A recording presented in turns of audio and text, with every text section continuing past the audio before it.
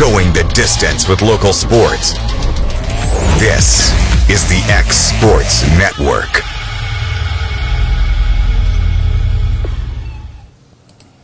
And welcome everybody here to X Sports Today, a special one today. AJ Good with Michael Marks, Clint Brazier joining us today. We didn't have X Sports Live last night. We were pretty busy doing a UT Southern soccer doubleheader, the men's and women against Bethel. So we're getting a special one. Clint joining us today. My day off. Yeah, and taking a break from his Grand Theft Auto playing. His daughter's at school, so she. We may have just thrown him under the bus. Yeah, we might have. I was needing to calm down anyway. So this is a good little break. So you're not, or you might be facing 13-year-olds. I mean, I was about to say. I don't know. I don't know, but they're all better than I am.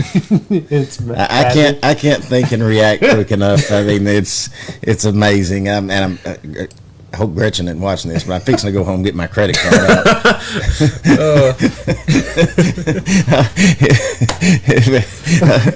I'm going to buy me a game. Going to head over to the bakery, get some donuts. No. Setting in for a long night. No. We're just going to go in there. We're going to equip my arsenal a little bit more so I don't get killed every 4 steps that I take. Instead, you're killed every 8 steps. I can't even steal a car without somebody blowing me up. Oh, well, guys, let's get into... TV is doing something behind me here, but let's get into high school football again. We didn't get to... Oh, we're back online. We didn't get the chance to talk about it yesterday, but let's get into the big one that just happened over here last Friday night. And, man, the start of the game was not looking promising, but Lawrence County does pretty good, even though they go down 7 at the half. But midway through the third quarter, they really started to take over. They were the dominant team. I thought they were the more physical team. They certainly wore Giles County out. There was a lot of Bobcat injuries at the end of it. And what a very impressive 42-28 win for this team. The first win over Giles County in over a decade. Yeah, we've got a TV that's probably bigger than that, but mounted on our new press box at Summertown. Yeah. And I was calling the game like this. I'm watching it. And I want to give Lawrence County the most credit. That's twice this year that things have been iffy going into halftime. Right. Summertown, and then of course they blew out Loretta, but Summertown, and then this one. Yeah. They, it was questionable. And the way they responded coming out of the second half in both of those tough games. Especially the other night when you finally tied up and then you basically scored 21 unanswered against Giles County. That's saying something. Yeah. And just spreading that out, and I said it, I mean, I think we all said it on X Sports Live, that I feel like Lawrence County matches up better than Giles County for the first time in a long time. Right. Yeah. And it showed the other night which team at the end of the game which team, I mean, I think Lawrence County could have played 2 more quarters. Yeah. I mean, and you're dead on. You said, you thought they had better skill, they had better speed, and my gosh, no one could tackle Zacchaeus Everly. If Gage Smith doesn't step out of bounds a couple times, no one catches him. And then that move Demetrius Silva put on that defensive back at the end when they snuck Jasper Kilburn out there after Logan Clayton got hurt. I didn't even see it before he grabs it, play action, but that move that he put on the DB, I mean, his jockstrap's still on the 10-yard line out there. I mean, this team skill-wise it's unreal how much better they are. Yeah, and in their first and third game, it wasn't necessarily the case in that Loretta game, but it kind of seems like they sit back and they kind of stalk their prey for a little bit and wait till they find an opportunity to take, and they've made the most of them, and that's why they're 3-0 right now and look as good as they do. And like you all mentioned, I mean, a lot of hurt Giles County guys during that game. There was no injury timeouts for a Lawrence County player all night long. I just thought they wore them out, thought they were the better in shape team, thought they were the better prepared team. And, it didn't get off to a great start. Giles County was running the ball down their throats, but, the game started off, even though their starting running back got hurt, and they put their tight end back there, which is a great move because that dude was hard to bring down. But, the 10-yard games then went to 7, then went to 5, went to 3, and then next thing you know, you're down a touchdown. You're only getting 2 yards and run. You're having to throw it, which is not the strength of this football team. Lawrence County just pounced on it. Yeah, they're almost like a rattlesnake in a way. It's like they're kind of waiting, and then once they strike, it's over. Well, Sorry. My main thing I want to see now, it had to be a goal for especially the seniors, Right. to win your rivalry games. They're 3-0, Right. and they're all 3 rivalry games. Well, now I don't. Let's set it on there. I don't know what the team goal was, but you've got to have them, and I'm sure there's been several that have been set. But now you got to start thinking playoffs. Mm-hmm. Now you got to start thinking position myself to be a 1 or 2 seed. Yeah. And get to host one and do some things that haven't been done in a while, because you don't want to get content, you don't want to get settled. You got a game Friday night that you should win. Right. But you sure don't want any hangover, you don't want any looking ahead to Columbia the next week. You got to take care of Spring Hill. Start out 4-0, and then other teams start looking at you like, uh-oh. Yeah. Mm-hmm. So no slip ups. Now we're talking about playoffs. We're talking about playoffs. Yeah. You're right. Spring Hill, you don't want that to be a trap game. Yeah. I mean, Spring Hill has struggled. Richland's beat them. They didn't play last week because of weather. Same with Columbia. They didn't play last week because of weather as well. So, they might be resting. It might not. It might not matter. But, Lawrence County has had Spring Hill's number big last couple of years. I know they got a new coaching staff over there trying to change some things around. But, man, give props to Garrett Barnett, man. There was some doubt in this community about him. I hope that doubt has been erased about what kind of coach he can be, what he has done. I mean, everything about this program is different. I'm at practice every week. They're doing different things. They're doing different drills. I mean, it is a different atmosphere with this team. Is it the first time in history that they've had the Cowbell, the Buffalo, and the Van Johnson Cup all far as 3? Probably, yeah. It'd have to be, yeah. And that's pretty amazing. Yeah. That's pretty amazing for your first-year coach. But now I know Garrett, I guarantee he's – hey, that's great. Mm-hmm. Now he's worried about let's go from here. Yeah. You get into region play, you get into the, I'm not going to downplay rivalry games, but at the end of the day, they're not serious like these are. Right. This is what determines how much longer you get to keep playing and where you get to play. Yeah, and they've got Spring Hill's a non-region game. They've got James Lawson. They got Dixon County. Those are some other non-regions, but.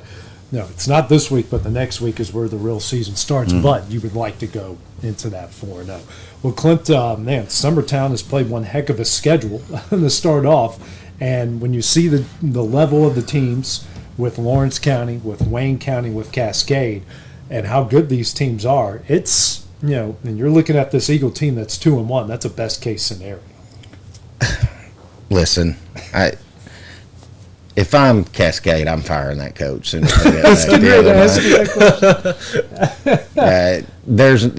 I love our coach. I love our team. You will never see them quit. They did clean some things up that I talked about, which is why the main reason why they won that game. No turnovers. They played smart. They punted when they needed to. They got stops when they needed to, and they ran that read offense to a T. They were great. But there ain't no way they should have beat Cascade. If y'all saw the team lining up and stretching and warming up out there that I saw, and how many players they had on that roster, they shouldn't have beat that team. Mm-hmm. So, and I hope if anybody from Cascade's watching, no, I don't think your coach should be fired. But it looked like David versus Goliath out there, and that win that they got was huge. And I was worried, they were only going to be looking ahead to this week, which is a big matchup. It's a region matchup. Mm-hmm. It's got a little extra on it this year. Right. But if they can stay healthy, that is such a key. Yeah. People have asked me, they said, man, Summertown's playing legit. I said, yeah, I'm just worried in about 3 weeks, though, we may not have half our roster. Right. But, and it happened the other night. You got players limping off and being carried off, and others are plugging in, and luckily everybody's came back on the field. But that's going to be the big question mark, and if they can keep doing what they're doing, I'm sure you saw making your highlight reels and went back and watched. Max Dillard can throw the football well. Mm-hmm. And I know a lot of people, especially Summertown fans, are saying, why don't they throw more? Well, we can't. Because if you throw 2 or 3 incomplete passes, that totally kills us with the clock stopping. Right. We've got, a perfect scenario in a perfect football game for Summertown is us have 5 possessions and you have 4. Yeah. And that's it. Yeah. and every possession's in Yes. 8 minutes. Yes, yes. Every I mean, that's just how it, and that's how it has to be because we can't go that long. Right. You know, we just can't.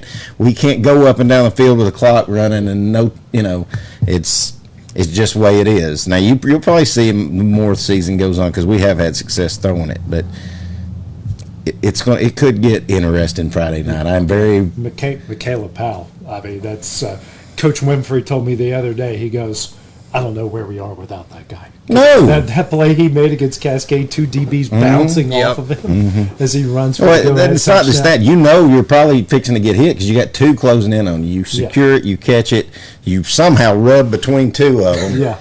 And then get out, win a foot race because he still almost got caught going to the end zone. And that's a kid that's played every special team play, every offensive possession, every defensive possession. But the way I've described McCallum, if you were playing touch football in an elevator, he'd win. Yeah. Like you would never be able to catch him.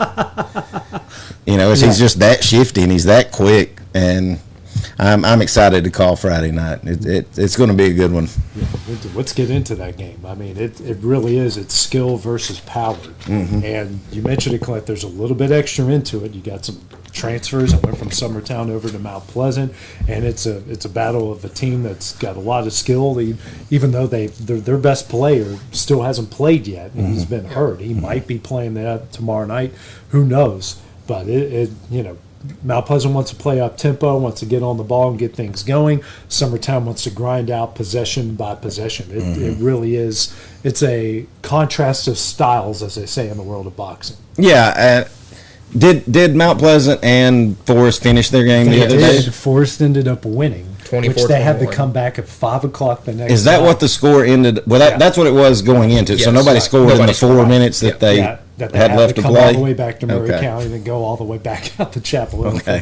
Final 4 minutes. So Mount Pleasant's 2-1 and we're 2-1, and you are 100% right. Whoever's going to win this game is going to be able to play the way they want to play. Right. Summertime's going to try to make them play slow. Mount Pleasant's going to try to go hurry up, and they're going to try to move up and down the field and wear Summertown down. And it's going to depend a lot on officials. It's going to depend on a ton. And I got faith in Dan Winfrey. Yeah. I do. Yeah, he hasn't proven us wrong yet. No. Yeah, I think this is a very interesting matchup. Like you said, AJ, it's a big contrasting of styles because Mount Pleasant really wants to get up and down the field. But if Summertown's defense can slow them down, when teams like to run, get slowed down, they tend to look like a completely different team, can't get anything going. And I think that bodes well for Summertown. I mean, last year that game was, Clint, you called it. It was overtime down to the wire, a grinder of a game. And it was just one of the 2 losses that they had all year last year. Probably the only one they should have had if it wasn't for Harpeth moving their game 50 times. I don't even count that one. I just throw that away. And I said I had faith in Dan Winfrey. I got faith in Kid Hartsfield too. But, that's funny you say that. That game last year, that's the one time I blamed it on the coaches. Yeah. Now, that's easy for me to say because the next high school football game I coach will be my first one. Yeah.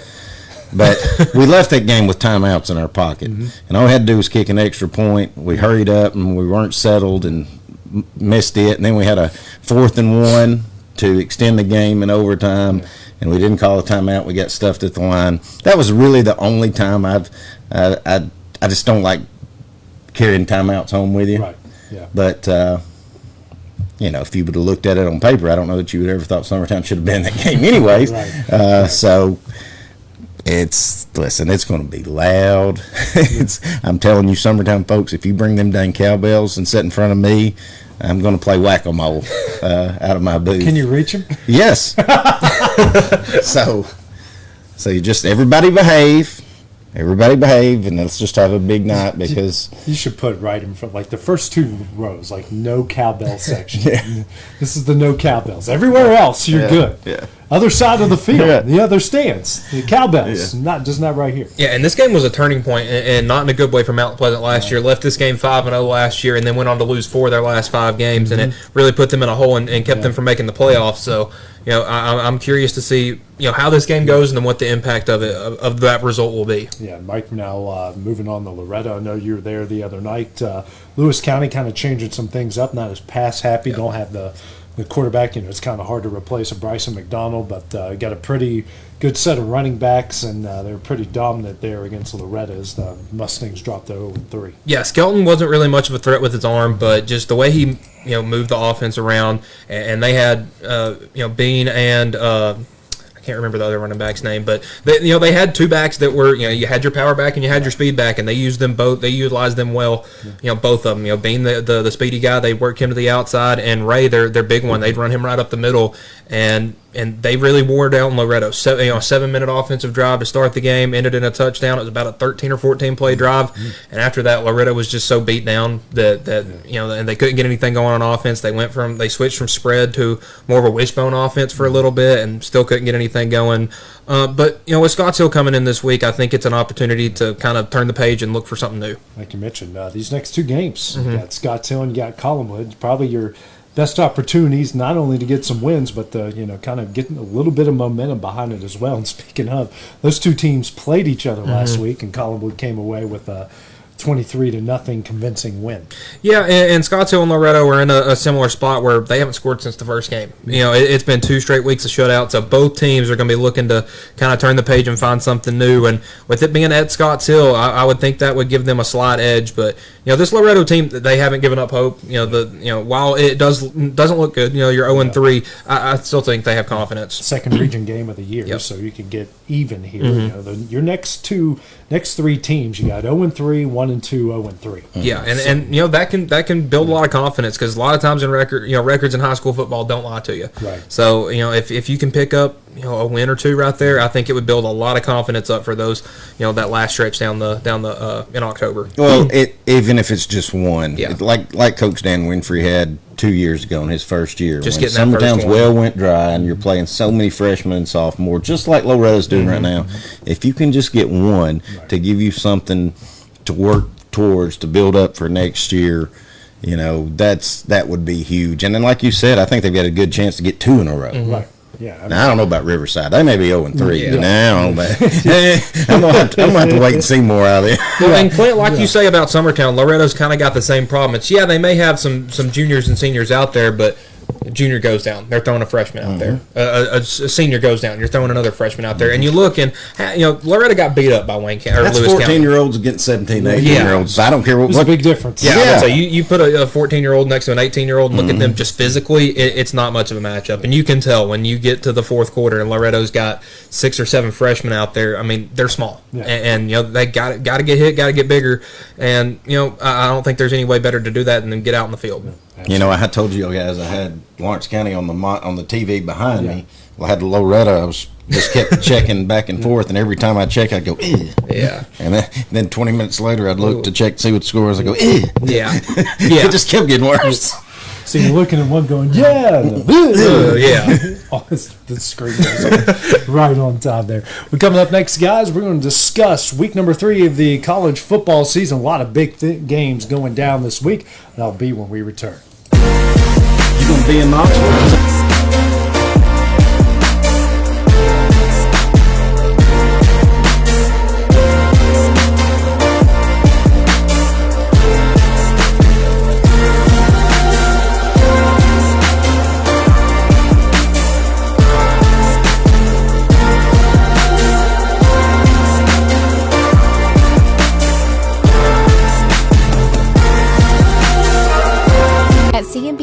Fast, friendly, and reliable service is our promise to you, because you're not just a customer, you're family. From multi-use linen to branded floor coverings and a complete range of cleaning supplies, C&B Linen is here to make sure you have everything you need. From our high-quality products to our fast, friendly, and reliable service, you'll experience the difference with C&B Linen, because you're not just a client, you're part of our family. You'll be winning with C&B Linen. Got a dent, a ding, a scratch, or a bent fender? Major or minor, Car Country Collision Center in Leoma can fix you up. Car Country works with all insurance carriers, gives free estimates, can work on foreign and domestic vehicles, and has experience you can trust. They've been in business since 1990. Unfortunately, accidents happen, but you can get your car back on the road with as little hassle as possible with the help of Car Country. Call 931-852-4708 or stop by at 2567 Highway 43 South in Leoma.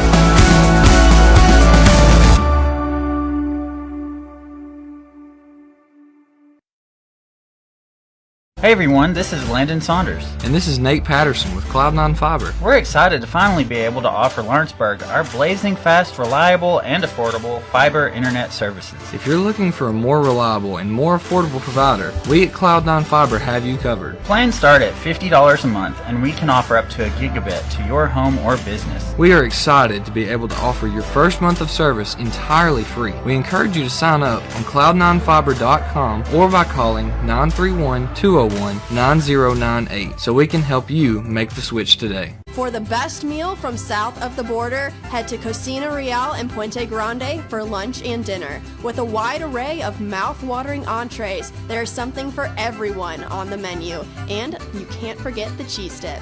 They'll treat you like family, and you'll never leave hungry. Make Cocina Real Mexican Restaurant and Puente Grande Mexican Restaurant your choice for authentic cuisine, located in Lawrenceburg, Tennessee.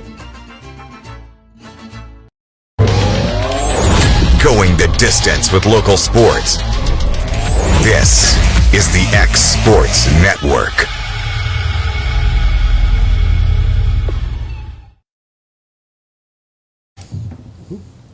Yep. There we go. There we go. Welcome back here to X Sports Today. AJ Gobe with Michael Marks, special guest here. Not a special guest, he's part of the family. It's Clint Brazier. It's good to have You Clint get me here here. on my day off, you better call it a special guest. Well, it's because the golf course was It's a miracle, right? that's right. Exactly. Yeah. We get our greens fixed, you won't see me on Thursdays no more. It has to be wintertime. No, wintertime. Yeah. I'm fair weather golfer. It won't be next week, too, because you're playing Pinehurst, and you're going to tell Phil Mickelson how to play the course. Right. Right? I'm going to tell them how to take a lot of pictures and have fun. We'll shoot about 1,000.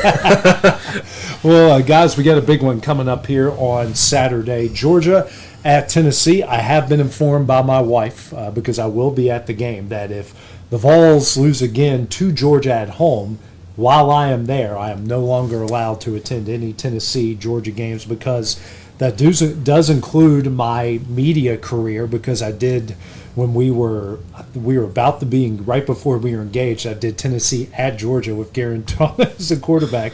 I was covering the game. They got blown out in that one. That was the Jake Fromm, Justin Fields Georgia teams, and now this makes my third Georgia game at Neyland. The other two have not been pretty for the Vols, so if they lose again, I'm not going to be allowed back. Well, listen, I hate to tell you this, but they ain't none of them been pretty since 2016. That ain't on you. No. Mary Lee, he ain't hit it. That was what I was trying to convey. Look at the 11 guys Tennessee put out there on offense and defense and tell me it's AJ's fault. Yeah. That's all I'm That's saying. what I was trying to convey, because the one was my first ever Tennessee game at Neyland Stadium was that national championship team that lost to Bama.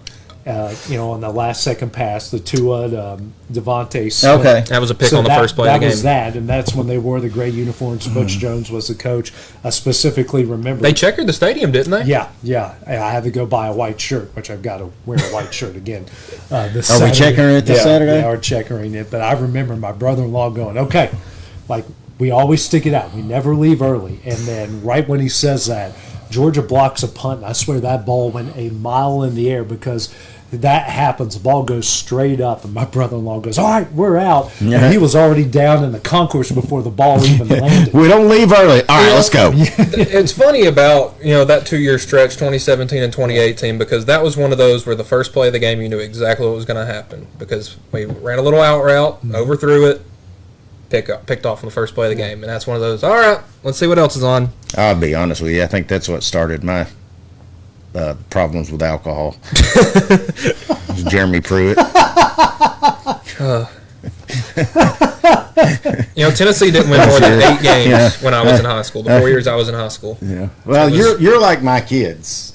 My kids are loyal Tennessee fans, and I know that to be fact because they grew up watching us be freaking terrible. Yeah. They don't know what Tennessee was like in the 80s and 90s when we were growing up. No, or even early 2000s. I mean, you were watching game from 2004 when we went 10-2. Yeah. It was always good until it was time for Fulmer to go, but I was pretty happy about Lane Kiffin hire, and then he just let us all down, and I hated freaking guts. And then that just steamrolled this big giant turd we'd been pushing for until Josh Heupel got here. And Heupel's flushed it. He's flushed the turd. But let's get into the game, guys. Tennessee's looked good in the first 2. Georgia looked good in the first one. Second one, they never really ever cover the spread against any of these teams. They never just go out there and put their foots on the neck and say we're over. They kind of do it slowly. They don't want to show a lot, which is understandable. But we really don't know which Georgia team we're going to get. We do have a good idea what Tennessee team we're getting. A team that's pretty good, pretty fast. I think Aguilar's got a really good sense of this offense. We don't really know what kind of sense we're going to get of Georgia offensively. We do know they like to run the ball, and they're probably going to want to gash them on the ground if they're going to have any success here on Saturday. Yeah, Georgia, like you said, they're not going to go out there and blow any of these small teams out. That's not how they play, and they just go out there, win the game, and go home, and they're happy with it. But like you said, Gunnar Stockton hasn't really shown us much with his arm, and obviously he hasn't had to.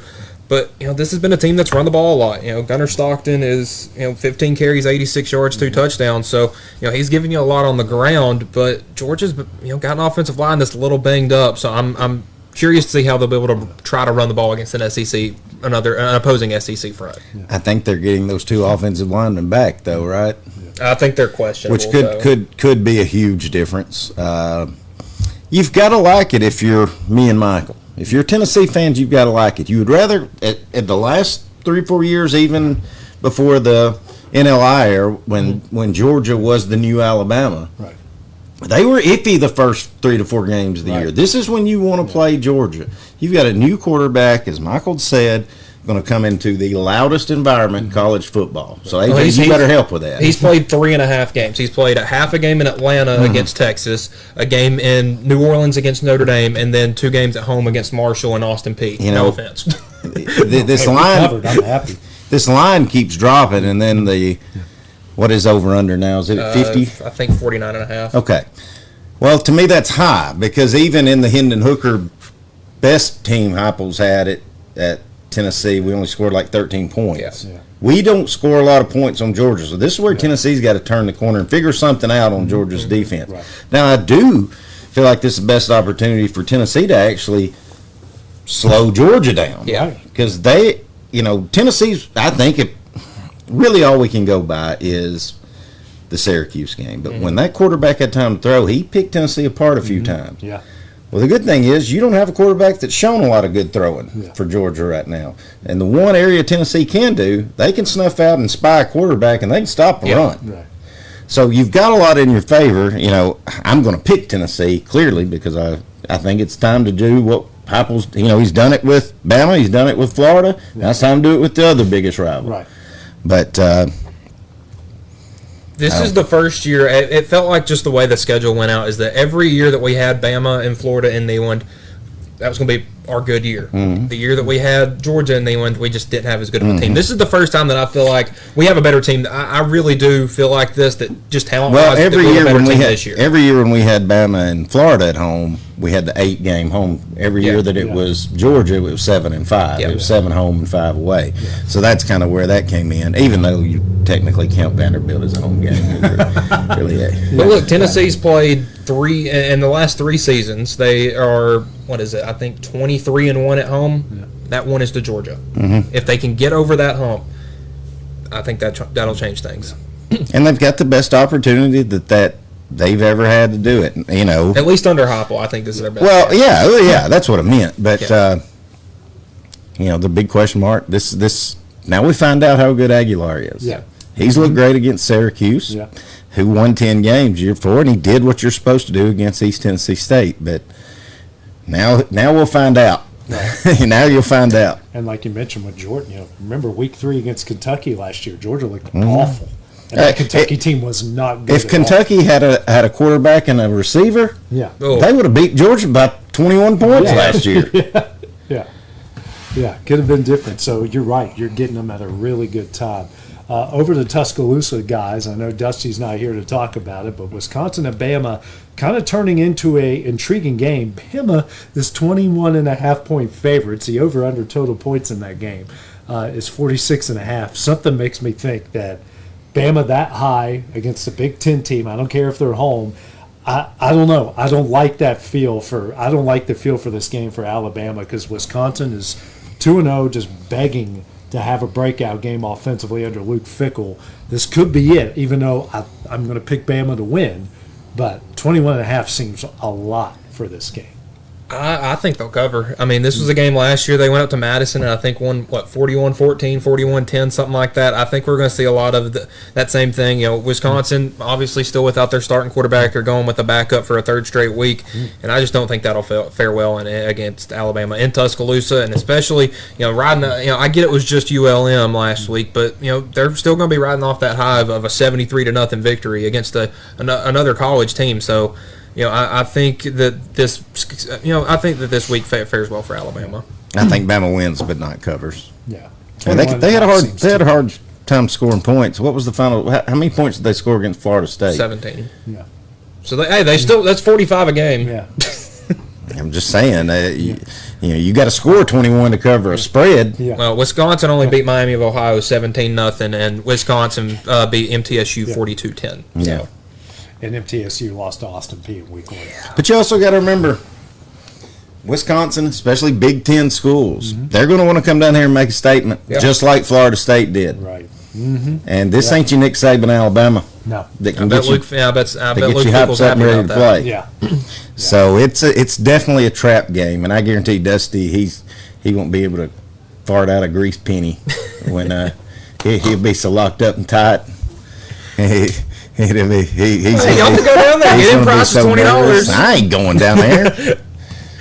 Oh man, you'd have to pay me to go just watch Tennessee play down there. Going down there with all them inbreds. Yeah, cheapest to get in for Tennessee is $340. We've been doing that with NFL games. It's been quite fun to see that. But speaking of, $37 to get in to see. We weren't predicting this to be a top 25 matchup, but South Florida at Miami. South Florida's got not one, but 2 wins against ranked teams in the first 2 of the season. Now they could make it 3 in a row against Miami. Let me tell you what Alex go. Let's just do it. He's padding that resume, buddy. Yes, he is. Because he's fixing to go. Yeah. He's fixing to have him a nice job after this year. Oh, you think Florida won't pay him $5 million a year, $6 million a year to do that? I mean, he's going to be able to kind of name where he wants to go after this year. But they're getting it done defensively. Yeah. I mean what? This is 16 points. All they allowed Florida and DJ Lagway to score. 7 the Boise. Listen, I mean, this is pretty good. I don't know. This South Florida team is playing mean. I mean, they're playing like their girlfriend just cheated on them. I mean, it's crazy. And now I think this week with the general consensus of fans is looking for, can South Florida keep it close? Now, obviously, in their minds, they want to win this game. And if they do that, I don't care. Put them in the top 10. Have them prove that they're not a top 10 team, because as of now they have spanked the 2 ranked teams they have played. If they beat Miami this week, they should be top 5, no doubt. They have 3 ranked wins, 2 on the road. Yeah. They own the state of Florida. Was Florida in the top 10 when they beat Florida? 13th. They were 13th. Okay. Well, it doesn't matter. Every one of these will be on the road, except was the first one? First one was at home. First one was at home. Well, it's a playoff team that you beat last year. Yeah, I mean, playoff team who was ranked in the top 25, and you beat them by like 27 points or whatever. Yeah, and then an outside of the box playoff team. A lot of people had a lot of expectations of Florida, and then you win in the swamp, which hey. Not to bring up past history, but Tennessee hadn't done that in a long time. I was 3 months old the last time Tennessee won in the swamp. Yeah. It's been a minute. It's bad. Other ranked game, guys. A&M and Notre Dame. Notre Dame looking to bounce back after that loss to Miami, and A&M. I think we get to like this point every year. Is this team going to be legit? Is this team going to be the team that? No, they'll get beat, and they'll still go about 9-3 and finish top ranked in the top 25, and everybody in the country will be like, "Watch out for A&M next year." I would say, and then they'll go to the Texas Bowl. They'll play a pack or a Big 12. It's like Groundhog Day every year with Texas A&M. Yeah, but I do Category see 8-4 storm coming through. Yeah, exactly. I do think this is a lot different from last year because last year this was a slobber knocker, man. It was running the ball 23-13 final score. I think this one is going to be up and down. Texas A&M's defense couldn't stop a nosebleed. Notre Dame's offensive line can't block anybody. So I do think this is lined up for a very big offensive outpour. But what are we going to see from Marcel Reed and what are we going to see from C.J. Carr? No one knows until they play. Yeah. I mean, C.J. Carr was pretty tough against Miami once he figured out the offense. I would say he stood in there tough because Ruben Bain from Miami was eating Notre Dame alive. And his offensive coordinator didn't realize you don't need to pass the ball in the first 8 plays of the game. When you have a Heisman candidate at running back. Exactly. But and for Texas A&M, they had a guy last week, Cassius Howell, get 3 straight sacks on 3 straight plays, and he's an edge rusher that's going to be going up against one of those Notre Dame offensive linemen that can't block to save their life. So that'll be an interesting matchup to watch. We do have some SEC games. Speaking of Florida, guys, Florida's at LSU, and I know Florida was not expecting to go in at that game 1-1. LSU did not look impressive at all against Louisiana Tech, but this is a rivalry game. It's Death Valley. It's at night. It's all the makings for LSU. LSU 7.5-point favorites. Has all the makings for an LSU beatdown. Listen, it's the Billy Napier way. They'll beat LSU. They'll go in there. And then they'll be like, hey, we need to keep Billy another 5 years. Let's do it. And everybody say, okay, well, he's off the hot seat, and then they'll lose Kentucky. Yep. Yeah. I didn't realize until last week, DJ Lagway is not a very good runner. No. I did not know that. I didn't realize that. He was last year until he had the ankle injury. I think it fits into LSU's defense with him not being more of a pocket passer. Yeah. The defense and the crowd, and who knows what the headspace is right now for Florida players, coaches, everybody. Right. So I'm going to pick LSU to win that game. Yeah, I would say watch out for number 7, Harold Perkins, because he'll be all over Lagway the entire night. Our other SEC game, sneaky one, guys. It's Vanderbilt coming off a huge win at Virginia Tech, having to go to South Carolina, and South Carolina's kind of been Vandy's bugaboo the last few years, and both teams at 2-0, both teams with a lot to prove on Saturday night. Oh, it's been more than a couple of years, 16 in a row for the Gamecocks. I mean, it just seems like anytime these two come to town, South Carolina's ready. But look, we have something that we usually don't have this early in the season. We have a common opponent between these two. They both play Virginia Tech. South Carolina. Carolina did not look good against Virginia Tech. They were a special teams play that needed a penalty to happen for it to even occur to get away in that one. And Diego Pavia went to Blacksburg and tore Virginia Tech apart. Second half they did. Yeah, they outgained them by 300 yards in just the second half alone. So he quieted Lane Stadium, which I've been in that place a lot. It's hard to do. A bunch of times when the Hokies are going, and that it's 65,000, but when you're on the field, it feels like 165,000 when that team is good. And he quieted a Lane Stadium crowd, which is pretty impressive. Yeah, this is a night game at Willie B, so it's going to be loud there, but watch out. I think this, we have a bunch of great games this week. I think this is going to be our game of the week. Yeah, if you hadn't brought it up, I was going to say it because I'm rooting like heck for Clark Lee and Vanderbilt. Yeah, I think he's a good guy, and I hate Shane Beamer. Yeah. Beamer ball, God. Okay, I kind of... You talking about somebody born on third base and thought he hit a triple. Good gosh. If he couldn't pay players, he'd be in junior college. Yeah. I had a little bit of respect for him and lost it as soon as he put the little leather helmet on. because that's a Butch Jones, Derek Dooley move. The best thing could have happened to him was Brett Bielema just squash him last year Right. when things got so Mocking chippy. him and then Yeah. still beating him at the end. Yeah, that was great. That would have been glorious. So yes, I'm little brother's fan this year. I'm rooting for Vanderbilt hardcore against South Carolina. Yeah, and if they keep winning games, and then Tennessee does what Tennessee always does to them, well, that makes Tennessee's resume that much better. Even though And just a every heads up, SEC schedule is tough. Vanderbilt and Tennessee have never met as ranked opponents. That's right. Never, not Kinda once. Crazy, right? Well, the other big game going down, guys, at the 11 a.m. one, even though it's not two ranked teams, it should be. But Clemson's at Georgia Tech, and Clemson has not looked great at all in either game. They lost to LSU at home, had to come from behind in the second half to beat Troy at home.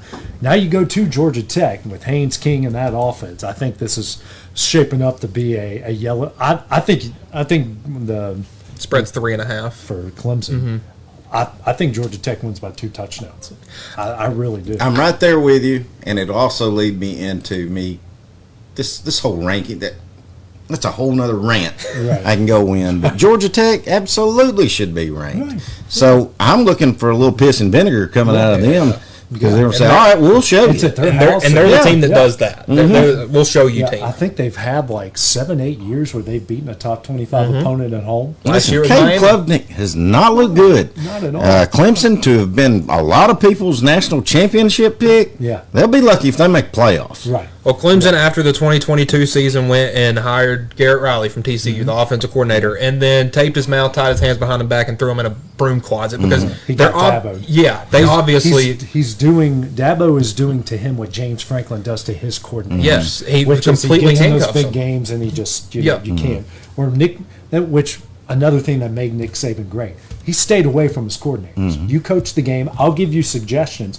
but you coach the game. I hired you to coach the offense, and he let his guys coach the Because offense. watch what happened to Alabama as soon as they hired Lane Kiffin. They started going up and down the field. And then he got Brian Daboll. Yep. And then And don't get me wrong, Steve if he did something you disagree with, he'd let you know about it, but he'd let you call the next play. Yeah, You know. he had Kiffin, he had Daboll, he had Sarkisian. Sarkisian. I mean, and he let him coach Yeah. offense. And think about all the great defensive coordinators he's had. Oh, yeah, so he just lets him go. He's a Kirby, smart Jeremy guy. Pruitt, Will Muschamp. I We mean, don't mention Pruitt. Yeah, is he lower than triggered. Kiffin? I get Kiffin triggered. on your Oh God, yes. really? So like Tennessee hate of coaches rankings. Who's number 1? Jeremy Pruitt. In my book, Jeremy Pruitt. Yeah, okay. Number 2.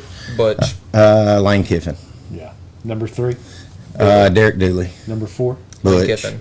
Okay. Is See, there a number that 5? was the first year I started watching football, was 2009, so I have a somewhat soft spot for Lane Kiffin because there were a lot of things he did behind the scenes at Tennessee that are still stuff they do today, and stuff they weren't doing during the former era, like the speakers on the field and stuff like little things like Yeah, that. listen, I'm still putting him at the bottom. Hayden, he was only there for about 11 months. Yeah. And he, It was almost a full 11 months, though. We And he almost took every recruit with him. That was the worst part. Yeah. Yeah, and still dug this. But hey, they got out of the hole. But you know what? Derek Dooley, we look like the Germans hiding in the bushes, and we don't know what to do with We're ourselves. waiting for the general to tell us to shoot. Well, you know what? How many games did Derek Dooley lose in his tenure with too many men on the field? Yeah. Two. I remember watching that game live. I had just gotten back. I think it was either from a Marshall or WVU game, and I watched that. I went, wow, that's a really good win for Tennessee. And I remember because Derek Dooley was celebrating. I was like, you know what? That guy's been under fire. That's it. I feel good for him. And then all of a sudden, I see the flags. I went like, oh. Yeah, technically we didn't have 12 players on the field. We had 13. And the bad thing is, you could have had 7 guys on the field. would. And LSU would Yeah. have butchered it. Yeah, all you needed was your front 7. Yeah, your front 4 and 2 linebackers. LSU was trying to hand you the game with that terrible clock management. Oh man. Les Miles Classic. Oh well, guys, coming up next, we're going to take a look at week number 2 of the NFL season. Wait a minute. Okay, what? Remember the other day I was saying we should not have rankings until about week 6. Okay. Or so early this Yeah. into this college football season. By God proves it. Florida ain't who we thought we were. Right. Georgia Tech should be in there. Right. Tennessee somehow Yeah. doesn't move a spot after boat racing a 10-2 from last year's Syracuse team, but then they beat East Tennessee, and we jumped 7 spots. We were the highest. 15. Yeah, we were the highest climber last week, and we beat ETSU. And that's stupid. I know. It's crazy. So, I don't know. That's my. I know we don't do a rant segment on this one, but by God, there's mine. Like Arizona State and Michigan, terrible road losses. And somehow they're, and BYU sneaks in and they beat Stanford, who lost to Hawaii in week 0. Well, and then you go look. If you look at the AP poll, Arizona State 26th, Mississippi State about 30th. Yeah. Well, here's the thing. We let computers do pretty much most of the work anyways. Right. Just let them do this. BCS wasn't wrong that often. No. No, because the AP poll, it's never going to work the way it should work because you get so many that aren't watching games. West Coast announcers are not watching SEC games. And the coaches poll is done by the SIDs. Yes. There's only legit that I know of 2 coaches actually take that serious. Well, AJ, who does the voting on the AP polls? It's beat writers. It's beat writers. Okay, and what is it? And the way for those you don't know, it's based on region and who you cover. It's almost the way Heisman voters work too, because the more teams that you cover, the more likely that you'll be, which is why I'm one, because I've been around a lot of different places, and you have to, once you get into different regions or states, you have to be approved. So I did get approved when I've moved around a lot, but I've been approved everywhere that I've gone because of all the teams that I've covered and all the places I've been. So they try to do it regionally, but I mean, you have that sports writer, that lady, everyone keeps pulling up. I don't know if you've seen it, Clint, but her explanation of keeping so what happened is Florida she moved them up 2 spots after losing to USF, and instead of and people were bashing her for it because those are that stuff's public knowledge, who votes and where they put them, and in her explanation she goes, well, it doesn't really matter in the end. There's a lot of voters. There's 62. Okay, so it's not that crazy amount. She goes, well, it'll get evened out in the end. No, you didn't watch the games. You supported a poll that has, I mean. There are people that had there was a guy from I don't know where he was, but he had BYU in his top 10 after week 1. Then they go and beat Northern Arizona, whoever it was, 69-3, and he put them all the way out of his top 25 after 1 week of beating it. We have some people that you can look at their polls and tell, okay, they put a lot of time and effort into that. They watch the games, they know what they're talking about, and then we have people, I don't have an example off the top of my head, but just little stuff. Well, that chick was a good one. Yeah, yeah. It really was. Yeah, that was a good Do you think she saw South Florida and just thought that? Oh, that must be a typo. Florida State. Yeah. Or Miami. That's a new nickname for Miami. They call them South Florida. All right, well, coming up next, guys, we'll take a look here at week number 2 of the NFL season when we return. I'm Mike Keene, and my friends at Elliott Johnson Insurance have a great partner in Auto Owners Insurance. Auto Owners makes it easy to get life, home, car, or business insurance. Let Elliott Johnson Insurance find the Auto Owners policy that makes a difference in your life. Call Elliott Johnson Insurance at one of their 3 locations, Florence, Loretta, and Lawrenceburg. Elliott Johnson Insurance, moving forward for our clients every day. Welcome to Employee Resources Credit Union, where you're more than just a number, you're family. We provide financial solutions that rise above those of traditional banks. With roots stretching back to 1964, we've served 4 generations during constant industry changes. We're known for our low fees and incredible rates. Join us and experience the credit union difference. ERCU, not for profit, for service. Comprehensive care with a compassionate touch. That will always be the guarantee at Encompass Healthcare in Etheridge, Tennessee. Whether you're looking for primary or urgent care, x-ray services, or weight loss treatments, the team at Encompass is equipped to serve your needs today. The doors are open Monday through Thursday from 8 to 5 and from 8 to noon on Fridays. Make an appointment with providers Kendra Brown, Tori Cox, or Ellie Brown today. That's Encompass Healthcare, located on Highway 43 North in Etheridge, next door to Chapman. For decades, First Class Charter has provided high-quality motor coach transportation services to the Tennessee Valley. With numerous safety and cleanliness accreditations, First Class Charter is ready to make your group trip a reality.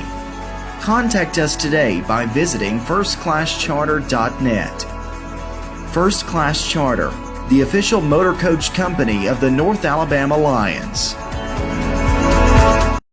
Flooring sets the tone throughout your home.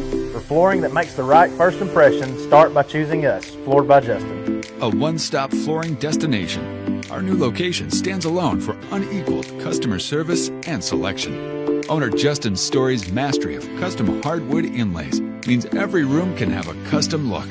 Discover how the right choice of hardwood, laminate, carpet, or tile can set the tone in your home. Contact Floored by Justin today.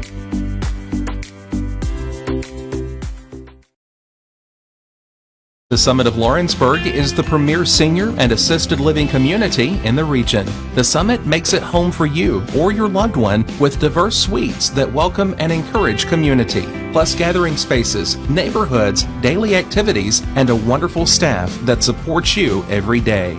Hi, I'm Tara Blue. I'm the new director of the Summit, and we would like to invite you and your family to come and tour our facility. We would love to see you here.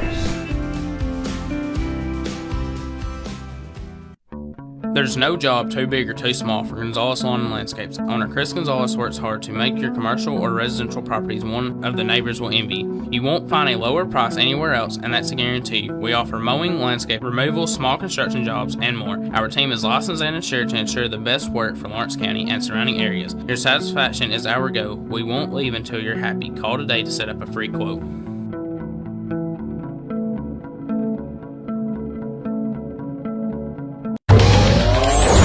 Going the distance with local sports. This is the X Sports Network. Welcome back to X Sports Today. AJ Good here with Michael Marks and Clint Brazier. Here because the golf course is closed and need to get away from Grand Theft Auto for a little bit for his mental health. So that's why he's joining us here Needed today. a mental timeout. So let's get into week number 2 of the NFL season. Our first game tonight, guys, pretty good one. Washington and Green Bay. But Clint, I've played this with Mike, and I like playing it because they have this here on ESPN. So I'm going to read you the slate of games. I want you to tell me which one you think is the cheapest according to StubHub to get into. So tonight, Washington, Green Bay, Jacksonville at Cincinnati, New York at Dallas, Chicago at Detroit, the Rams at Tennessee, New England at Miami, 49ers at Saints, Bills at Jets, Seahawks at Steelers, Browns at Baltimore, Broncos at Colts, Carolina at Arizona, Philadelphia at Kansas City. Well, yeah, that's not it. Atlanta at Minneapolis, Tampa at Houston, Chargers at Raiders. Well, I had it. Detroit. They are not the cheapest. It's actually $233 is the cheapest you can get in. Good gosh. Yeah. I didn't know anything in Detroit was worth $230. Well, let's see. My second one I had in the chamber was going to be at Houston. Houston is $47. You're close. It's the third cheapest to get into. We've got a $35 and a $32. I would say, I think when I did this on Tuesday or whatever it was, I did it in reversed order. 1 and 2. Switched. Cincinnati cheap? $131. Well, I don't know then. Let me know. The cheapest is Carolina, Arizona, $32. It's $35 if you want to go watch the Giants at Dallas.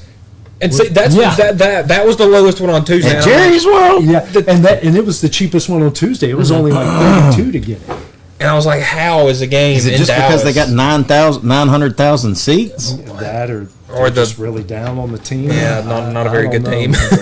I don't know. But I know, Clint, you said you didn't really watch a whole lot of NFL in week number 1. But at least Titans sucked. Bears should have won and didn't on Monday Night Football. That's about all I kept up with. Yeah, that was the high point. Yeah, Titans really didn't get embarrassed. No. They forced 4 turnovers. They made Bo Nix look average. So I would say the defense was decent. I did watch Buffalo and Baltimore. That was a great game. Yeah. I did keep up with that, but Titans still suck. Well, I have a new strategy for fantasy football. Is every week my defense is just whoever plays the Titans. That's what I do. I just dropped and picked up the Rams a few minutes ago. They're my starting defense. I don't feel like you could go wrong. Yeah. And the ball's got the Titans' best player, and that's Mike Keith. So I don't really know what they've got left. They got Taylor Zarzer. He's a good golf guy. Washington, Green Bay, certainly a good one tonight. Two teams coming off of pretty impressive wins in Week 1, and I don't want to say this could be a championship game preview, but at least could be a playoff preview. Yeah, definitely. I mean, Green Bay, we didn't know what we were going to get out of them Week 1, and they looked awesome. Amazing. Washington, on the other hand, we had some high expectations, but it was cautious because obviously it was the sophomore slump from Jaden Daniels. He looked fine. They got a win. It wasn't pretty. The Packers looked dominant, but these are still two very talented teams with two very smart coaching staffs. I think the coaching matchup between LaFleur and Dan Quinn, his defense, is going to be a very good one to watch. So I think I'm going to take the Packers in this one, though. I think they just have a little bit too much. It's at Green Bay. Yep. It's at Green Bay, yeah. I'll go with Packers, too, because, as you'd said, you can't go by there. To me, an NFL win's a win. Yep. Doesn't matter. Yeah. Because everybody out there's a professional. Yeah. It really doesn't matter, so I don't really put a lot of stock in that. But you're going to Green Bay, which is pretty much the home of football in the NFL, and Week 2, I think it was lucky as hell that Washington made the run they did last year. Right. Yeah. I think this is going to be a sophomore slump for the whole team this year. So, and I like Green Bay. I think they've kind of turned it around. They've got over the Aaron Rodgers and the Brett Favre, two of the craziest quarterbacks that's ever lived. And I think they're starting to put things in the right direction now. Yeah, Jordan Love seems quite normal. Adding Micah Parsons to that defense certainly helped a lot, too. Another good one, you mentioned it sort of, Clint, Chicago at Detroit, 2 0-1 teams, and it's back-to-back division games for these two. Chicago certainly blew that game the other night, and Detroit looking to bounce back after pretty much getting dominated in Green Bay. Well, the Bears did not look good at Detroit last year. That was a Thanksgiving Day game, and the Bears' offense had seen better days. But you got Detroit coming off a loss, which is probably scarier. Dan Campbell's going to have those boys fired up. It's another division game already for both of these teams, and it looks rough. But we're probably going to see the Bears start 0-2. I think I'm going all the way with the Bears. I'm done with Detroit since they didn't give my buddy Hendon Hooker a shot. So the Bears going the Bears. Where did he go? Carolina. That's right. He's with the Panthers. Did hurt Bryce Young. Wouldn't that be some irony? An Alabama quarterback goes down. Here comes a Tennessee quarterback. The one that beat you. Titans got the Rams. It's one of the noon games coming up on Sunday. Rams offensively didn't look great, but Tennessee didn't look great. Yeah. You don't have to. Yeah. Punt's never a bad thing if you're playing the Titans. Yeah. And then we got the Super Bowl rematch in the afternoon, one of the 3 o'clock games, Philly at Kansas City. Kansas City didn't look great in Brazil. Philly's Philly. They are what they are. I'm going Philly. Yeah. I think they're the first team in a while that's got a chance to go back to back. Yeah. Well, I guess Kansas City did. They didn't. They did. They took off a year and then they won 2 in a row, didn't they? So never mind. But I do like. One thing about Philly. Jalen Hurts is going to be very productive. He's going to be steady. That defense is always going to be great. Right. Absolutely. Absolutely. I don't know. I might take Kansas City on this one because it's at home. Well, it's at home and Arrowhead's incredibly hard to play, but I don't think anybody's told Jalen Hurts that A.J. Brown's on his team. I mean, he completely ignored him and obviously Dallas did a good job shutting him down, but they didn't run Saquon Barkley very well, and they didn't throw to their best receiver, and those are the 2 reasons they won the Super Bowl. If they don't do that again, I think Kansas City might get some revenge here. Nah, I think Kansas City's run's over. And the good thing is it's on. I think everybody's ready to move on. We're tired of Taylor. And well, Travis. The best thing it's on Fox, so we get to listen to Tom Brady. We don't have to listen to Tony Romo, Mahomes himself again. Or you can use the mute button like most of them. How can you be for a guy that supposedly knows as much as football? Here I am going on a rant. He is boring. I mean, but look at the quarterbacks he had to watch last week. I mean, it wasn't great quarterback. Are you talking about Brady or are you talking? Okay. Yeah. I mean, Greg Olsen was great. I mean, and I do think that Greg Olsen is we not had great. a Greg Olsen game on our air last week. I'm like, listen to this guy all day, and then there's Brady. Well, it's one of those things I can't understand. Just like Jordan going to be doing back when NBC now. Yeah. Why? What? Why is why does Brady need? Yeah. What are you doing? Yeah. Like, just go home, sit on the couch. And they ran all those promos like, what do these guys know about football? They never made it past JUCO. I'm like, well, you did, and you can't talk this game at all. At least that guy can talk the game and make it entertaining. You sound like you're just sitting on the couch, high, watching the game. Like, that was a good pass, Kevin. He really stepped into it and threw it well. Back to you, Kevin. So, we do have 2 games on Monday. Tampa at Houston is interesting. Then Chargers at Raiders is the nightcap. We've got a lot of division games here in the early, guys, but I think Baker trying to make a statement there against that good Houston defense, and then Harbaugh those guys trying to start 2-0. Yeah, I don't know how I feel about Baker. Obviously, his stats weren't out of this water in week 1, but he did enough to get his team to win. And Houston didn't look very good last week. It was just not a good week for them. So I think this is a good opportunity for a bounce back. You're back at home against the team that kind of scraped by in week 1 and didn't utilize their weapons the best. So Texans are a little banged up, but some reason I like them minus 2.5. I've always loved the Chargers because I love Junior Seau. Yeah. But I can't. It's hard for me to root for Harbaugh. Right. Yeah. But I think they go into Vegas and take care of business. But hey, interesting coaching matchup: Harbaugh versus Pete Carroll again. And being a Niners fan, those are some good matchups between those two. Even back to college, USC and Stanford. I can't stand Carroll. Couldn't stand him at USC. Couldn't stand him in Seattle. I think I hate him more now in Oakland than I did in Seattle. Well, listen, he single-handedly owes Seattle one more Super Bowl. Right. And Brady should be on his knees kissing Pete Carroll's butt for the that domino effect of that. Like, you should have won the Super Bowl. What's his face? The defensive coordinator at Ohio State. Patricia. Yeah, Patricia basically got the Lions job because of that play, and then he set the Lions back 3 years, and then all this stuff happens, and now he's Ohio State's defensive coordinator. If Patricia doesn't happen, who says they get Dan Campbell? It's true. Yeah, there's a lot of domino effects. Butterfly effect. Yeah, because Dan Campbell could be the coach of Texas A&M right now. When Patricia went to the Lions, guess who he hired as his offensive coordinator? The guy that called that play. Yep. Like, how dumb can you be? How dumb can you be?